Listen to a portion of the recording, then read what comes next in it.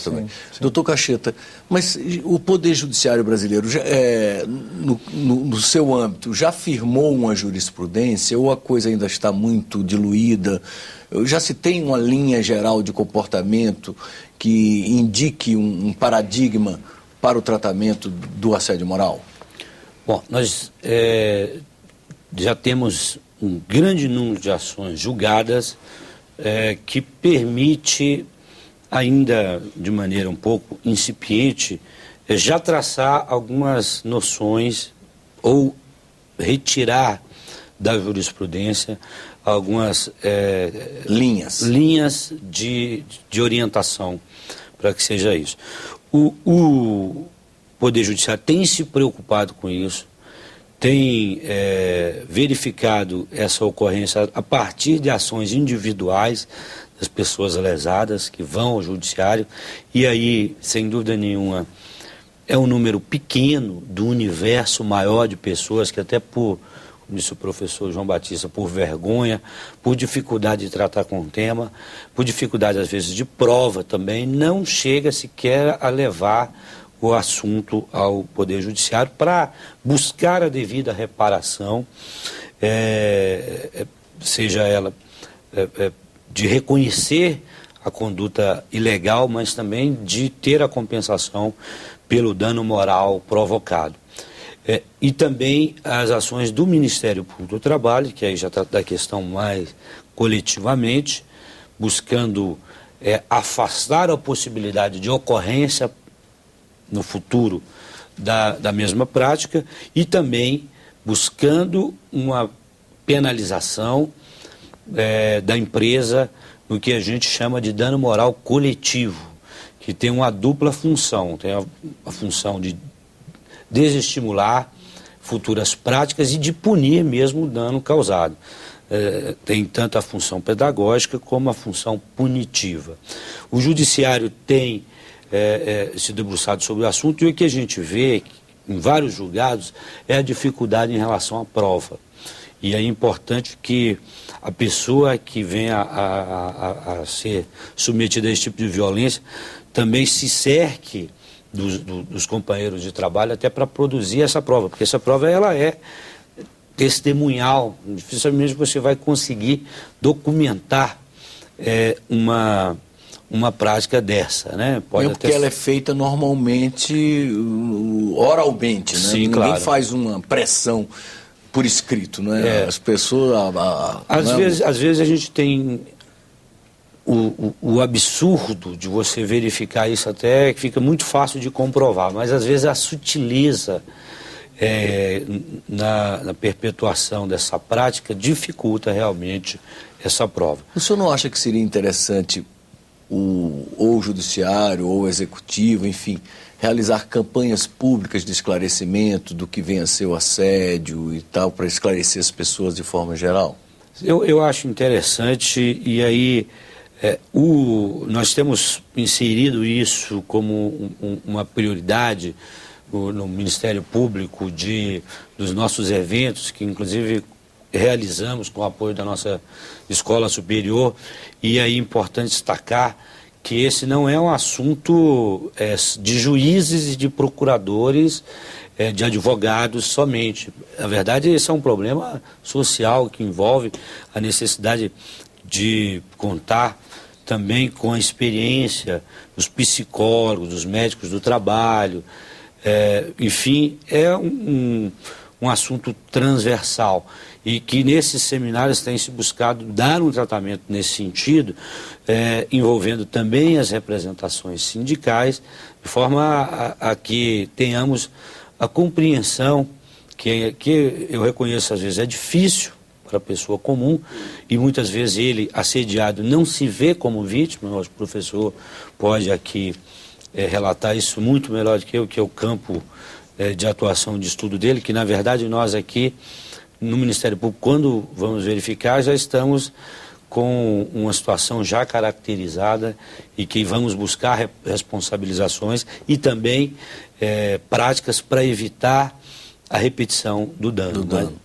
E eu pergunto, e no âmbito do Poder Legislativo, a legislação brasileira já contempla claramente o crime do assédio já define, já tipifica o que vem a ser, ou ainda necessitamos de legislação sobre o tema?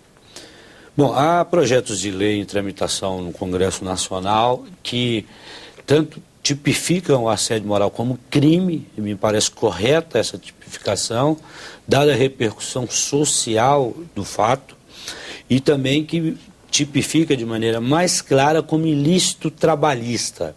E também há projeto para inserir isso também no contexto do Estatuto dos Servidores Públicos, também definindo mais claramente essa conduta na legislação. E a abordagem que tem sido feita, e me parece a correta, é colocar a conduta de forma mais aberta para poder abranger todas as práticas que se encontram na multiplicidade das condutas diárias, né? O que a gente tem de concreto hoje são legislações estaduais ou municipais no âmbito das administrações públicas e trabalhamos, os profissionais de direito, com as diversas regras que protegem a esfera de personalidade da pessoa humana. Desde a Constituição, no seu artigo 1º, que protege a dignidade da pessoa humana, e aí, mais uma vez, eu costumo destacar isso, e acho que cada vez mais ganhamos essa dimensão de que o trabalhador é cidadão e é pessoa humana, e todos aqueles direitos inerentes à pessoa humana, a ele se aplica no ambiente de trabalho também. Os direitos de personalidade do Código Civil, do artigo 5º da Constituição Federal e alguns dispositivos da CLT que também preservam a esfera subjetiva e moral do trabalhador. Então, embora não exista uma legislação específica sobre o tema, há normativa global que, sem dúvida nenhuma, protege o trabalhador dessas violências. Professor João Batista, o senhor considera importante que o Congresso pare para definir essa questão de forma mais detalhada? Eu acho importante, mas gostaria até de resgatar uma pesquisa de uma canadense chamada Chantal Leclerc, que no Canadá eles estão mais avançados do que isso, não que o modelo deles possa se aplicar para o nosso, mas ela fez uma pesquisa para ver como é que se previne o assédio moral, como é que tem se tratado o assédio moral lá no ambiente deles, e algumas questões eu acho que podemos resgatar aqui para a nossa reflexão. Uma delas é que ela prega que nós não devemos, ela usa o termo judiciarizar a discussão do assédio moral, ou seja, não é o fato de estar na lei ou em qualquer lei que vai fazer com que as relações de trabalho melhorem, né? E aí, se nós olharmos nossos velhos chavões aqui das leis que pegam e não pegam, acho que elas ilustram um pouco. E muito menos psicologizar essa discussão. É importante que se tenha uma compreensão do contexto organizacional que está gerando isso e que essas práticas sejam, digamos assim, combatidas em diversas instâncias. É claro que a via da legislação ela é importante porque isso acaba sendo um grande indutor de cultura, mas que não necessariamente vai gerar novos comportamentos. E como o doutor Cacheta lembrou bem, hoje, por exemplo, independentemente da legislação que exista, o artigo 5º da Constituição já permite, né, nos direitos fundamentais, que se tenha uma linha de proteção pela via do dano moral. Claro que não é minha área, mas eu, na medida em que essa discussão de se a legislação resolve ou não, ou se a abordagem puramente psicológica e não a abordagem social vai resolver, acho que é importante que nós coloquemos a discussão nesse âmbito de práticas preventivas, de busca de informação, de articulação do coletivo, de que as pessoas possam enfrentar isso coletivamente. E nessa linha de práticas preventivas, só para resgatar uma questão que foi colocada, recentemente, no Rio Grande do Norte, uma grande empresa teve que pagar 1 milhão, né, decorrente de uma ação do Ministério Público do Trabalho. E aí houve uma indução positiva, acho que do Ministério Público, sim, cassação do Ministério Público, no sentido de reverter esse R$1 milhão numa campanha de prevenção.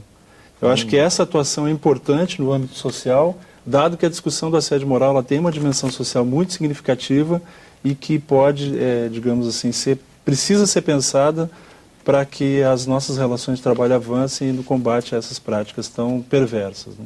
Bem, nosso tempo terminou, mas antes vocês não gostariam de passar para os nossos telespectadores algum site em que eles pudessem obter mais informações sobre o assédio moral?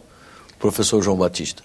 Eu tenho o site psicodinâmica.unb.br. Nesse site tem, inclusive, a pesquisa do meu mestrado sobre assédio moral, e tem divulgação de um grande congresso que vai acontecer no ano que vem, aqui em abril, de psicodinâmica do trabalho, com diversos pesquisadores, a presença do professor Dejur, que é uma das pessoas que desenvolve essa abordagem, e lá nós vamos estar discutindo violência no trabalho e assédio moral. Doutor Cacheta. Bom, assim, para termos de informação, eu sugiro um site que se chama danomoral.com.br, que tem uma série de estudos também, além desse já mencionado. E para denúncias, o site da Procuradoria, que é www.prt10.mpt.gov.br. A pessoa pode fazer a denúncia, inclusive anonimamente, relatando o fato para que a gente possa tomar providências. Muito obrigado pela oportunidade dessa conversa. Desejo que essa luta prospere, porque realmente essa é uma questão muito séria. E eu queria lembrar aos telespectadores da TV Senado que queiram enviar sugestões ou críticas, que podem fazê-lo através do e-mail entrevistas@senado.gov.br. Até um próximo Cidadania.